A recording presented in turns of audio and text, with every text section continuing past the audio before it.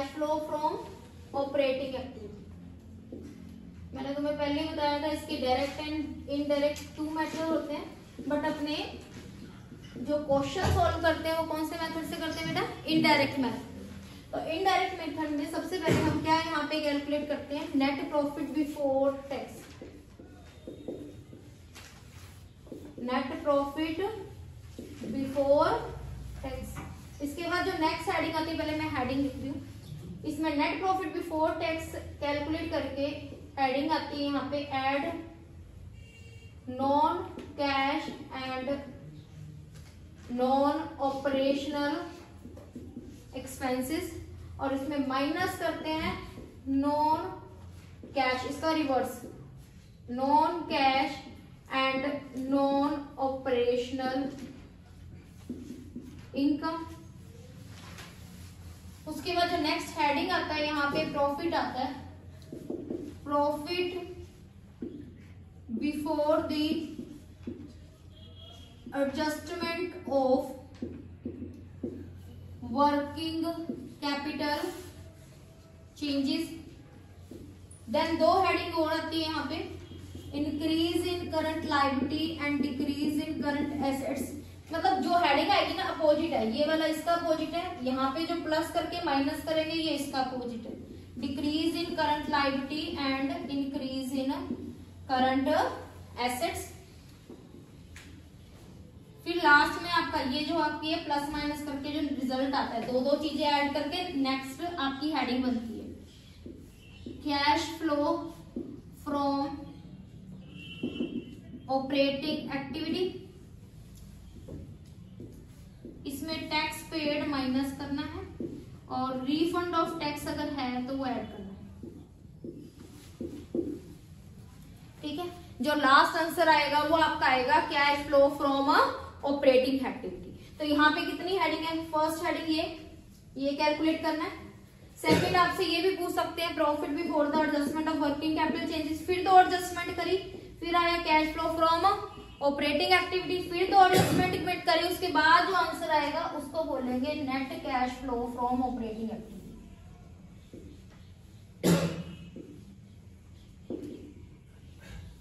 Net profit before tax की calculation हम working note में कर लेते हैं।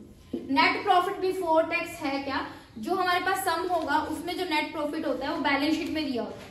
बैलेंस शीट में जो हम प्रॉफिट लिखते हैं, ऑब्वियसली प्रॉफिट में से सारे एक्सपेंसेस वगैरह डिडक्ट करने के बाद जो बचता है प्रॉफिट उसको हम लिखते हैं बैलेंस शीट में। तो जो बैलेंस शीट में प्रॉफिट होता है वो क्या कर रखा होता है? प्रॉफिट सारे एक्सपेंसेस देने के बाद होता है। तो जो उसमें से हमने आइटम्स डिडक्ट की हुई है वो सारी की सारी क्या कर देते हैं? ऐड। हमें कौन सा चाहिए? बिफोर टैक्स, टैक्स देने से पहले वाला। ठीक है, तो हम इसका वर्किंग नोट बनाते हैं, calculation of net profit before tax. सबसे पहले जो क्वेश्चन में सरप्लस गिवन होता है, प्रॉफिट गिवन होता है, वो लेते हैं। ये आपका हेडिंग में आता है reserve and surplus. Balance sheet दी होगी उसमें रिजर्व एंड सरप्लस, हेडिंग में मिलेगा सरप्लस। आपको 2 इयर्स के प्रॉफिट दे रखे होते हैं। सपोज करो 31 मार्च 2023 और 31 मार्च 2024, यहाँ पे 1 लाख लिखा हुआ, इधर 80,000। तो कितना इंक्रीज हो गया? 80 था, 1 लाख हो गया, 20,000 क्या हो गया? इंक्रीज। पर कई बार ये प्लस माइनस में दिया होता है तो उसका शॉर्टकट फॉर्मूला बनाया होगा। आप क्या कर लो, current year value minus previous year value, जो प्रॉफिट आएगा वो लिख दो। यानी 1 लाख माइनस 80,000, 20,000 आ गया। अगर ये 80,000 क्या हो? माइनस में हो तो 1 लाख माइनस 80,000, 1 लाख माइनस ये भी किसके हैं? माइनस के 80,000 है, तो माइनस माइनस क्या हो जाएगा? प्लस। तो यहाँ पे क्या आ जाएगा? 1,80,000। इसलिए ये फॉर्मूला सभी जगह अप्लाई हो जाता है, current year minus previous year. फिर इसमें ऐड करते हैं ट्रांसफर टू जनरल रिजर्व। ये भी आपको किसमें मिलेगा? रिजर्व एंड सरप्लस में। साथ साथ लिखी जाऊंगी मैं, किधर मिलेगा ये? रिजर्व एंड सरप्लस में। इसका भी फॉर्मूला क्या है? Current year value minus previous year value. ठीक है, इसके बाद इसमें जो डिविडेंड होते हैं वो 2 ऐड कर देते हैं। कौन कौन से? Propose dividend and interim dividend. ये दोनों आपको मिलेंगे एडिशनल इंफॉर्मेशन में। किसमें मिलेंगे? एडिशनल इंफॉर्मेशन में। प्रपोज डिविडेंड 2 साल के दे रखेंगे, बट तुमने यहाँ पे लेना है प्रीवियस ईयर का, क्योंकि डिविडेंड जो हम देते हैं वो कॉन्टीजेंट लायबिलिटी होती है। मतलब इस साल के प्रॉफिट, इस साल का हम डिविडेंड डिक्लेयर करते हैं एंड ऑफ द ईयर, लेकिन उसको हम लिखते कौन सी अगले साल में लिखते हैं, ठीक है। ये कॉन्टीजेंट में चलता है, इसका हमेशा प्रीवियस ईयर वाला लेना है। इंटरिम डिविडेंड सिंपल दे रखा होता है, वो एज इट इज ले लेंगे। कहाँ मिलेंगे ये दोनों? Additional information. बाकी इसका मैंने फाइनेंसिंग वाली जो वीडियो बनाई हुई है उसमें डिक्लेयर, उसमें अच्छे से बता रखा है इसमें। Propose dividend, interim dividend, last यहाँ पे जो लेते हैं वो लेते हैं टैक्स मेड या डिक्लेयर्ड, टैक्स मेड या फिर डिक्लेयर्ड, ये वाला लेते हैं। अब यहाँ पे देखो टैक्स है 2 जगह आ रहा है, एक तो यहाँ पे आ रहा है और एक लास्ट में आ रहा है। मतलब एक तो टैक्स आ रहा है नेट प्रॉफिट की पहली वाली हेडिंग में और एक टैक्स आ रहा है लास्ट वाले में, ठीक है। इसके ना 3 केस है, अभी समझाती हूँ, बाकी मैं लिख देती हूँ एक बारी। 3 केस है, ठीक है। पहले इसको समझ लो, नेट प्रॉफिट बिफोर टैक्स, हमने प्रॉफिट लेना है टैक्स देने से पहले वाला। कंपनी सबसे पहले क्या देती है? अपनी बोरोड मनी पे इंटरेस्ट देती है, फिर टैक्स देती है, टैक्स देने के बाद क्या करती है?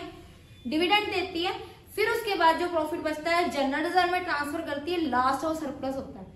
तो जो अपोजिट होता है वो क्या करते हैं? ऐड करते जाते हैं। सरप्लस में सबसे लास्ट में क्या डिडक्ट होता है? जनरल रिजर्व, तो सबसे पहले जनरल रिजर्व हो गया, फिर उसके बाद नेक्स्ट क्या होता है? डिविडेंड, तो फिर डिविडेंड हो गया। उसके बाद क्या आता है? टैक्स। मतलब जिस रेशो में वो डिडक्ट करती जाती है उसी टर्म में अपोजिट में वो सब क्या करती जाती है? ऐड करती जाती है, ठीक है। सबसे पहले क्या देती है? इंटरेस्ट, फिर क्या देती है? ऑब्वियसली उधार मनी पे इंटरेस्ट देती है, फिर क्या देती है? टैक्स देती है। टैक्स के बाद जो बच जाता है वो शेयर होल्डर को उसमें से क्या देती है? डिविडेंड देती है। डिविडेंड देने के बाद जो बच जाएगा उसमें से अमाउंट किस में ट्रांसफर करेगी? रिजर्व में। उसके बाद सरप्लस होता है। तो ये कितनी आइटम माइनस की हुई है वो सारी की सारी क्या करती है? ऐड। जो सबसे लास्ट वाली होती है वो पहले करती है, मतलब उसी रेशो में चलता जाएगा, ठीक है। तो ये चीजें जो माइनस की हुई थी वो सभी चीजें क्या कर देंगे? ऐड, ठीक है। अब टैक्स मेड का और यहाँ पे रूल है, हमें यहाँ पे 2 टैक्स चाहिए, एक टैक्स मेड और एक tax paid. Tax made operating के स्टार्टिंग में आता है, नेट प्रॉफिट बिफोर टैक्स की कैलकुलेशन में। टैक्स पेड ऑपरेटिंग के बिल्कुल लास्ट स्टेप पे आता है, ठीक है जी। तो यहाँ पे टैक्स के क्या रूल है? First, case 1, if given in additional information only. अगर ओनली किस में है? नोट कर लेना, ओनली किस में है? एडिशनल इंफॉर्मेशन में है। मतलब कि आपकी बैलेंस शीट बनी हुई है, बनने के बाद लास्ट में एडिशनल इंफॉर्मेशन में टैक्स दे रखा है। अगर एक सिंगल टैक्स है एडिशनल इंफॉर्मेशन में, तो वही टैक्स आप कंसीडर करोगे टैक्स मेड और वही क्या करोगे? Tax paid. मतलब वही सेम टैक्स यहाँ पे ऐड हो जाएगा और ऑपरेटिंग में लास्ट में जाके क्या हो जाएगा? माइनस, ठीक है। Case second, if given only in balance sheet, इसमें गिवन है only in balance sheet, additional information में नहीं, किसमें है? ओनली बैलेंस शीट में, ठीक है। बैलेंस शीट में अगर टैक्स दिया हुआ है तो कैसे दे रखा होता है? 31 मार्च 2023 और 31 मार्च 2022, ठीक है। फॉर एग्जाम्पल यहाँ पे लिखा हुआ है 10,000 और यहाँ पे लिखा हुआ है 8,000, ठीक है। सिर्फ बैलेंस शीट में दिया हुआ है। बैलेंस शीट में कहाँ पे मिलता है ये बताओ? याद है? शॉर्ट टर्म, हाँ जी, yes, very good. Short term provision. Short term provision किस में आता है? करंट लायबिलिटी में। शॉर्ट टर्म प्रोविजन में ओनली बैलेंस शीट में गिवन है, तो करंट ईयर वाला हम मानेंगे मेड और प्रीवियस ईयर वाला क्या मानेंगे? पेड। तो ये वाला करंट ईयर वाला किस में आएगा? फर्स्ट हेडिंग में आ जाएगा नेट प्रॉफिट बिफोर टैक्स में, और प्रीवियस ईयर वाला किधर आ जाएगा? बिल्कुल लास्ट में जाके ऑपरेटिंग में, ठीक है। थर्ड केस क्या आता है? Case third, if it is given in balance sheet as well as in additional information. मतलब दोनों साइड दे रखा है, बैलेंस शीट में भी दे रखा है और एडिशनल इंफॉर्मेशन में भी दे रखा है। फिर तुमने क्या बनाना है? उसका अकाउंट बनाना है, ठीक है। क्या बनाना है? अकाउंट बनाना है। अकाउंट का फॉर्मेट में यहां बना देती हूँ, provision for tax account. Provision for tax current liability में आता है, तो ये लायबिलिटी है इसलिए इसका ओपनिंग बैलेंस किस साइड आएगा, लायबिलिटी का ओपनिंग बैलेंस किस साइड आता है, क्रेडिट साइड। तो यहाँ पे बाय बैलेंस ब्रोट डाउन करके क्या आ जाएगा आपका ओपनिंग वैल्यू यानी प्रीवियस ईयर वैल्यू। इस साइड क्या आ जाएगी टू बैलेंस करके क्लोजिंग वैल्यू। ठीक है, एडिशनल इंफॉर्मेशन में तुम्हें क्या दे रखा होगा, या तो टैक्स पेड दे रखा होगा या टैक्स मेड दे रखा होगा। टैक्स पे करेंगे तो लायबिलिटी ये क्या हो जाती है डिक्रीज, लायबिलिटी डिक्रीज होती है तो किस साइड आता है डेबिट साइड। यहाँ क्या टर्म करके आएगी टू बैक टैक्स पेड। तो फिर क्या करेंगे ये दोनों ऐड करके इसमें से ये क्या कर देंगे माइनस, जो वैल्यू आएगी उसको हेडिंग तो इसको लिखते हैं statement of profit and loss करके, पर ये वैल्यू आती है टैक्स मेड। तो ये वाली वैल्यू गिवन होगी, टैक्स पेड दे रखा होगा तो यहाँ लिख लोगे टैक्स मेड की वैल्यू कैलकुलेट हो जाएगी, टैक्स मेड दे रखा होगा तो यहाँ लिख दोगे तो फिर टैक्स पेड की आ जाएगी। जो टैक्स मेड वाली कैलकुलेशन वैल्यू है वो कहाँ लिखोगे फर्स्ट हेडिंग में, नेट प्रॉफिट बिफोर टैक्स वाली हेडिंग में, और जो टैक्स पेड वाली हेडिंग है वो कहाँ लिखोगे बिल्कुल लास्ट में। तो हमें टैक्स मेड भी चाहिए और टैक्स पेड भी चाहिए। टैक्स मेड किस में आता है फर्स्ट हेडिंग में, नेट प्रॉफिट बिफोर दोनों आते हैं ऑपरेटिंग में ही है, एक ऑपरेटिंग की फर्स्ट हेडिंग में आता है और एक ऑपरेटिंग की लास्ट वाली। टैक्स मेड आता है फर्स्ट हेडिंग में, टैक्स पेड आता है बिल्कुल लास्ट वाली हेडिंग में। ठीक है, अगर ओनली एडिशनल में दिया हुआ है मतलब सिर्फ बैलेंस शीट पूरी खाली है उसमें कहीं टैक्स नहीं है, एडिशनल इंफॉर्मेशन में दे दिया कि 10,000 का टैक्स पे किया है या 10,000 का टैक्स मेड किया है, सिर्फ एक पॉइंट दे दे चाहे मेड दे दे चाहे पेड दे दे, एक वैल्यू दी हुई है और कहीं पे किसी भी पूरे सम में टैक्स है ही नहीं, तो हम वही सेम वैल्यू चक के यहाँ पे मेड मान लेंगे और वही सेम क्या लिख देंगे पेड। सेम वैल्यू यहाँ नेट प्रॉफिट की कैलकुलेशन में ऐड कर देंगे और वही सेम वैल्यू यहाँ पे लास्ट वाली हेडिंग में लिख देंगे। ठीक है जी। अगर क्वेश्चन में ये सेकंड क्या है, अगर ओनली किस में दे रखा है बैलेंस शीट में दे रखा है, बैलेंस शीट में है शॉर्ट टर्म प्रोविजन हेडिंग में आता है provision for tax, only balance sheet में है तो करंट ईयर वाला क्या है मेड, प्रीवियस ईयर वाला क्या है पेड, ये मान के चलेंगे। क्यों मान के चलेंगे इसके लिए भी रीजन है वैसे, क्योंकि ऑब्वियसली जो कंपनी डिक्लेयर करती है टैक्स कब करती है लास्ट में प्रॉफिट निकालने के बाद ना, तो वो end of the year declare करती है, नहीं कर सकती ना, पे कब करेगी नेक्स्ट ईयर। तो इसलिए करंट ईयर वाला क्या है मेड है, इस साल का बनाया हुआ, और प्रीवियस ईयर वाला क्या है पेड है। तो करंट ईयर वाला क्या करेंगे हम ऐड पहली वाली हेडिंग में और प्रीवियस ईयर वाला क्या कर देंगे माइनस। थर्ड केस दोनों साइड दे रखा है, बैलेंस शीट के अंदर भी और एडिशनल इंफॉर्मेशन में भी है, फिर क्या बनाओगे अकाउंट बनाओगे। ठीक है, मेड वाला क्या कर देना उसमें अकाउंट बनाएंगे हम, अकाउंट में बैलेंस शीट में ओपनिंग क्लोजिंग बैलेंस होगा। ठीक है बेटा, और क्या दे रखा होगा एडिशनल इंफॉर्मेशन में, या तो टैक्स पेड दे रखा होगा या टैक्स मेड दे रखा होगा, एक इंफॉर्मेशन गिवन होगी और दूसरी आप क्या कर लेना कैलकुलेट। बट हर कंडीशन में टैक्स मेड हमने क्या करना है ऐड करना है, टैक्स पेड क्या करना है माइनस करना है। टैक्स मेड आएगा फर्स्ट हेडिंग में, टैक्स पेड आएगा लास्ट हेडिंग में। ठीक है, यहाँ पे टैक्स मेड है और रिफंड ऑफ टैक्स यहाँ पे क्या होता है माइनस। ठीक है जी, ये आपका आ गया net profit before tax. Refund of tax वैसे तो हमारे किसी लॉन्ग सम में तो है ही, यहाँ पे माइनस करते हैं, लास्ट में जाके वही सेम अमाउंट क्या कर देते हैं ऐड कर देते हैं। ठीक है, टैक्स मेड पेड अलग हो सकते हैं, रिफंड ऑफ टैक्स अलग अलग नहीं होगा, एक ही अमाउंट दे रखी होगी जो यहाँ माइनस करना, लास्ट में जाके क्या कर देना ऐड कर देना। ठीक है, ये फर्स्ट हमारा हो गया नेट प्रॉफिट बिफोर टैक्स वाला। ठीक है, उसके बाद यहाँ पे हमारी सेकंड हेडिंग आती है non cash and non operational. ठीक है, तो पहले हम इसको अलग अलग हेडिंग में लिख लेते हैं। सबसे पहले क्या लिखना है नॉन कैश। ठीक है, नॉन कैश कौन से होते हैं जिसमें कैश का फ्लो नहीं होता। सबसे पहले एसेट्स से related non cash, assets purchase और सेल से तो हमने इन्वेस्टिंग में डिस्कस किया था क्या होता है कैश का इनफ्लो एंड आउटफ्लो। किस रीजन से कैश का फ्लो नहीं होता एसेट्स में, एक तो किससे नहीं होता एनुअल डेप्रिसिएशन, और किससे नहीं होता loss on sale of assets. और नॉन कैश इनकम क्या आएगी एसेट्स से related profit on sale of assets. ठीक है जी, अब ये एसेट्स में कौन सी आ गई टेंजिबल भी आ गई, इनटेंजिबल भी आ गई और नॉन करंट इन्वेस्टमेंट भी।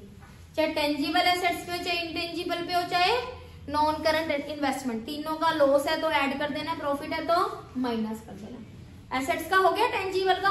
अब एनुअल डेप्रिसिएशन और क्या आता है नॉन कैश, इंटेंजिबल पे क्या नॉन कैश होता है, अमोर्टाइजेशन, ठीक है। और इसका हमने पॉइंट इन्वेस्टिंग में कर लिया था, ठीक है ना। इससे रिलेटेड सारी इंफॉर्मेशन है। डेप्रिसिएशन क्या होता है, टेंजिबल पे लगता है, लैंड और नॉन करंट इन्वेस्टमेंट की वैल्यू पे कोई डेप्रिसिएशन नहीं लगता। अमोर्टाइजेशन किस पे लगता है, इनटेंजिबल एसेट्स पे, ठीक है। इसके केस हमने इन्वेस्टिंग में कर लिए थे, ठीक है।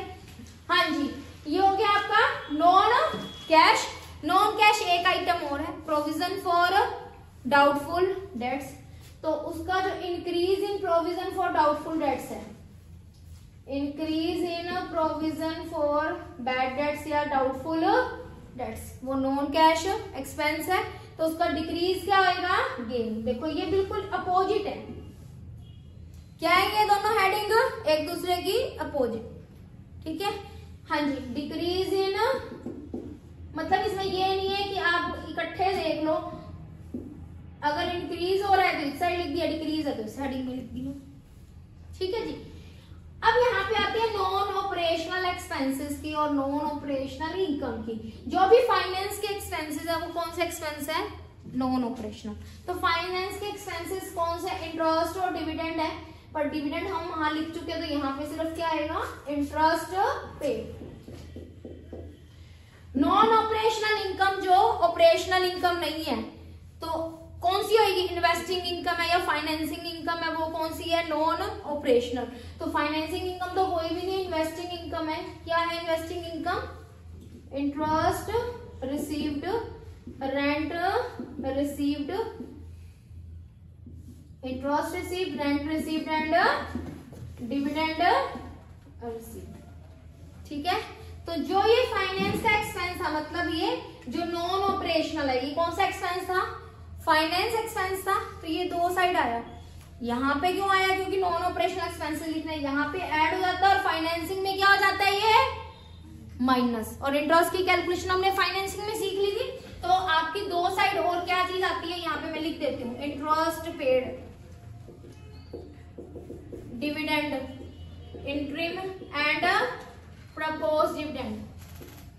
ये ऑपरेटिंग में किसी ना किसी हेडिंग में क्या होते हैं, ऐड, और ये फाइनेंसिंग में क्या होते हैं बेटा, माइनस। रिसीव्ड, डिविडेंड रिसीव्ड और रेंट रिसीव्ड यहाँ पे क्या होते हैं, माइनस, और इन्वेस्टिंग में क्या होते हैं, प्लस। क्योंकि जिसकी इनकम है उधर हम क्या करेंगे, ऐड करेंगे, और जिसकी नहीं है वहां से हम लेस कर देंगे। इंटरेस्ट, डिविडेंड रिसीव्ड और रेंट रिसीव्ड ऑपरेटिंग में क्या करते हैं, माइनस, और इन्वेस्टिंग में क्या करते हैं, ऐड, ठीक है। फिर से बता रही हूँ, नेट प्रॉफिट बिफोर टैक्स हो चुका हमारा। उसके बाद दो हेडिंग आने के बाद उसका आपका एक आंसर आएगा, profit before the adjustment of working capital changes. वो दो हेडिंग क्या है, non cash and non operational वाली, बिल्कुल सेम है। एक तो non cash non operational expense है, दूसरा इसका रिवर्स है, non cash and non operational income. Non cash में क्या क्या आता है, एनुअल डेप्रिसिएशन। पहले एसेट्स का सोच लो, दिमाग में आ जाएगा। एसेट्स का कौन कौन सा, annual depreciation, amortisation, loss and profit. Loss होगा तो ऐड हो जाएगा, प्रॉफिट है तो माइनस हो जाएगा। Increase in provision for doubtful dates, increase है तो ऐड हो गया, डिक्रीज है तो माइनस हो जाएगा। फिर उसके बाद क्या लिखना है, नॉन ऑपरेशनल। नॉन ऑपरेशनल कौन सी है, जो इन्वेस्टिंग और फाइनेंसिंग से रिलेटेड एक्सपेंस या इनकम, ठीक है। तो नॉन ऑपरेशनल एक्सपेंस क्या आएगा, यहाँ पे इंटरेस्ट ऐड हो जाएगा, नॉन ऑपरेशनल इनकम में इंटरेस्ट, डिविडेंड और रेंट रिसीव क्या हो जाएगा, माइनस हो जाएगा, ठीक है जी। उसके बाद जो आंसर आएगा उसको क्या बोलेंगे, profit before the adjustment of working capital changes. ये हेडिंग लिखनी है, मार्क्स कटेंगे नहीं तो। उसके बाद अगेन फिर दो हेडिंग आ गई, कौन सी दो हेडिंग है, increase in current liability, decrease in current asset. मे भी बेटा इसमें वाले पॉइंट पे तुम्हारी कुछ गड़बड़ होती है, बट ये गड़बड़ नहीं हुई, ये बहुत सौखे पॉइंट है। Increase in current liability and decrease in current assets, इसका अपोजिट है। देखो अगेन इसका अपोजिट है ना, यहाँ पे ये इसका अपोजिट था, यहाँ पे ये इसका अपोजिट है। करंट लायबिलिटी और करंट एसेट्स कौन कौन सी इसमें नहीं लेनी, वो लिख लो बस, जो नहीं लेनी। शॉर्ट टर्म बोरोइंग्स, ये लेते इसलिए नहीं है क्योंकि ये कहीं ना कहीं और किसी हेडिंग में आ गई है। Short term borrowings and short term provision. उसके अलावा जो भी लायबिलिटी है अगर इंक्रीज हो रही है तो इस साइड आ जाएगा, डिक्रीज है तो इस साइड। इकट्ठे ही लिख दिया करो दोनों हेडिंग। जैसे क्रेडिटर थे लास्ट ईयर 1 लाख के थे, अब 80,000 के हो गए, तो 20,000 डिक्रीज हो गए तो क्रेडिटर किधर आ जाएगा, माइनस है। जो इंक्रीज होंगे तो इस साइड। ये नहीं है कि पहले सारे इंक्रीज वाले लिखोगे फिर डिक्रीज वाले लिखोगे, ऐसे नहीं करना, ठीक है। ऐसे ही करंट एसेट्स का देखना है। अब करंट एसेट्स कौन सी यहाँ पे कंसिडर नहीं होती, एक तो cash and cash equivalent, second आपका करंट इन्वेस्टमेंट। करंट इन्वेस्टमेंट में आपकी जो नहीं आती है ना वो मार्केटेबल सिक्योरिटी नहीं आती है। ये क्वेश्चन में यहाँ एक पॉइंट है ना सुनने वाला बेटा ध्यान रखना, ओनली करंट इन्वेस्टमेंट दिया हुआ है तो वो यही मान के चलेंगे कि मार्केटेबल सिक्योरिटी है, ठीक है, तो वो यहाँ पे नहीं आनी। अगर क्वेश्चन में बोल दे करंट इन्वेस्टमेंट और ब्रैकेट में लिख दिया अदर देन मार्केटेबल सिक्योरिटी, फिर वो इसी में आएगी। पर हमारी बुक में क्वेश्चन नहीं है, बट मैं बता रही हूँ तुम्हें ऐसा आ जाए तो। करंट इन्वेस्टमेंट में हम यहाँ पे करंट एसेट्स में कौन सी एसेट्स नहीं लेते हैं, करंट इन्वेस्टमेंट की ओनली मार्केटेबल सिक्योरिटी। क्वेश्चन में कुछ मेंशन नहीं है कि करंट इन्वेस्टमेंट में क्या है, तो हम यही मान के चलते हैं वो क्या है, मार्केटेबल सिक्योरिटी है। Is it clear? तो हम यहाँ पे नहीं लेंगे, मतलब दो करंट लायबिलिटी भी लेनी, दो ही करंट एसेट्स नहीं लेनी, बाकी जितनी भी करंट एसेट्स हैं। करंट एसेट्स का रूल क्या है, उल्टा है। देखो डिक्रीज है तो वो क्या करना, ऐड, और इंक्रीज है तो माइनस। तुम्हें मैंने पहले बताया ऑपरेटिंग क्या है, इनडायरेक्ट मेथड। इनडायरेक्ट में सारा पुट्ठा हो रहा है, नेगेटिव चीज ऐड हो रही है और पॉजिटिव क्या हो रही है, माइनस। हर चीज की नेगेटिव। नॉन एक्सपेंसेस देखो ऐड हो गए, इनकम क्या होगी, माइनस। अभी इंक्रीज इन करंट लायबिलिटी और डिक्रीज इन करंट एसेट दोनों नेगेटिव है, ये ऐड हो गया, और पॉजिटिव क्या हो रहा है, माइनस। समझ आ गई बात? अगेन इस दो हेडिंग के बाद एक नया आंसर आएगा जो तुमने लिखना है, क्या, cash flow from operating activity. उसके बाद टैक्स पेड मैंने तुम्हें सिखाई दिया, सेम वैल्यू, वो हमने 3 केस थे उस अकॉर्डिंग फिल करना है। फिर रिफंड ऑफ टैक्स 99% तो हमारे लॉन्ग क्वेश्चन में है ही नहीं। उसके बाद जो आंसर आएगा net cash flow from operating activity. तो कितना आई हेडिंग, फर्स्ट हेडिंग क्या है, नेट प्रॉफिट बिफोर टैक्स, ठीक है। उसके बाद दो हेडिंग आएगी, कौन कौन सी, दो हेडिंग, एक रिलेटेड क्या, non cash and expense add और इनकम माइनस। फिर उसके बाद हेडिंग क्या आ जाएगी, एक आंसर आएगा प्रॉफिट, मतलब ये आंसर ना तुम्हें प्लस माइनस करके शो करना है। क्या आंसर आएगा, प्रॉफिट, हाँ जी, ये ऐड करके नॉन कैश और ये जो नेट प्रॉफिट आया जो भी 1 लाख आया सपोज करो, उसमें ये और ये non cash operational expenses non cash वाला ऐड और माइनस करके ये आंसर जो है वो लिखना है। मतलब ये नहीं कि सीधा लास्ट में जाके प्लस माइनस करो। इस हेडिंग को क्या बोलेंगे, profit before the adjustment of working capital changes, ठीक है। उसके बाद अगेन दो हेडिंग आ जाएगी, सेम गलती मिलती, क्या है, करंट लायबिलिटी और करंट एसेट्स वाली। इंक्रीज नेगेटिव ऐड करना है अगर भूल भी जाओ तो, increase and current liability and decrease in current assets add करना, उसका अपोजिट क्या कर देना है, माइनस। फिर एक हेडिंग लिखनी है, क्या लिखनी है, cash flow from operating activity. फिर तो हेडिंग आ गई, टैक्स पेड माइनस करना है, रिफंड ऑफ टैक्स प्लस करना है। फिर लास्ट में आपका आंसर आएगा net cash flow from operating activity. तो हेडिंग कौन कौन सी, एक तो नॉन कैश वाली, एक करंट लायबिलिटी और करंट एसेट्स वाली, ठीक है। Audio Jungle।